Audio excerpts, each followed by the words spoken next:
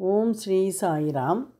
பகவான் சாய்பாபாவின் அஷ்டோத்தரத்தில் 32வது திருநாமம் ஓம் ஸ்ரீ சாயி துவாரகாமாயி வாசினே நமக என்பது.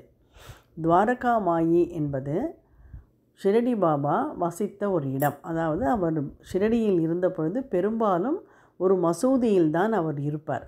அந்த மசூதியை அவர் இது மசூதி அல்ல, இது வெறும் கட்டிடம் அல்ல, துவாரகாமாயி என்றார். அதாவது துவாரகா எனப்படும் அன்னை என்றார். அந்த துவாரகா என்றால் என்ன?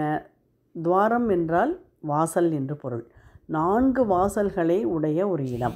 எதற்காக 4 வாசல்கள்? 4 விதமான மனிதர்கள், ஆர்த்தி, அர்த்தார்த்தி, ஜிக்ஞாசு, ஞானி என்றும் 4 விதமான மனிதர்கள் என்றும் சொல்லலாம். 4 வர்ணத்தவர்கள் என்றும் சொல்லலாம்.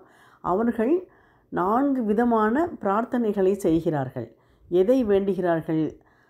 தர்மம், அர்த்தம், காமம், மோட்சம், இந்த 4ஐயும், இந்த 4 ஆர்த்தி, அர்த்தார்த்தி, ஜிக்ஞாசு, ஞானி, இந்த 4 பேரும் ஆசைப்படுவார்கள். அந்த 4வருக்கும் அந்த 4ஐயும் வழங்குகிற இடம் துவாரகாமாயி. துவாரகாமாயியில் அவள் அனுமதிக்காமல் யாரும் அங்கே அதன் உள்ளே நுழைய முடியாது.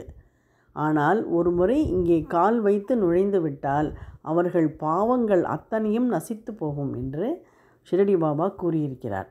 அப்படிப்பட்ட துவாரகாமாயியாகிய மசூதியிலே வசிக்கும் சாய்பாபாவை வணங்குகிறேன் என்று பொருள். ஓம் ஸ்ரீ சாயி துவாரகாமாயி வாசினே நமக.